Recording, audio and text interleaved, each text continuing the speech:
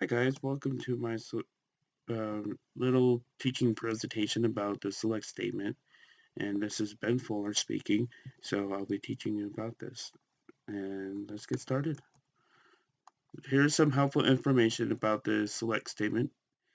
The select statement is the most used statement in SQL, and basically it is because how else are you going to query a database? Um, and the select statement is used to select columns from a database. The select statement is an SQL statement that returns a results set, and the more columns and rows that a query returns, the more traffic the network has to bear.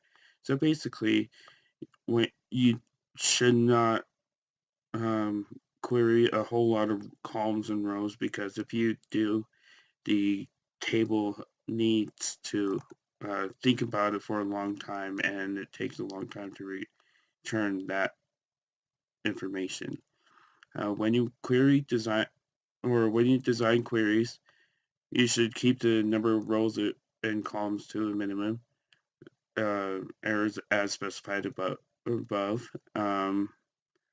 And you need to put a semicolon at the end of your queries. That is very important to do, because if you don't put a semicolon at the end of your queries, the table will not execute, or the query will not execute. Here's some more helpful information. An asterisk is a wildcard to select all the columns of the table. That is very useful, because if you don't know the specified column that you want, that asterisk is very useful. You can use the where clause to indicate a condition, like for example, the list price of a product is less than $500, and here's the full statement for a select query, but the brackets are optional. And here, so you get the select, and so you select all or distinct. We'll talk about distinct later. And column 1 or column 2, you can specify multiple columns. From table 1 or table 2, you can specify more than one table, but it's recommended to specify one table. And the brackets are optional, as I said. From the where conditions, you can do greater than, less than, or equal to, and greater than, less than, or equal to, greater than or equal to, or less than, or equal to for the where conditions. And group by column list. So basically that's grouping the column lists and having conditions and ordering by ascending or descending. Here's a select statement use of a single table. And this is the select statement that gets specified from a column, gets a specified column from a table. And the select column name, you don't need to have this one,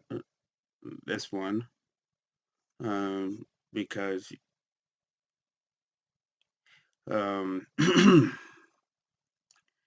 you just need to have one. If you want multiple, you can have that a second one from the column or from the table name, and select stars to select all the columns from the table, and to select specific columns from a table, you could just type this: select column name from table name.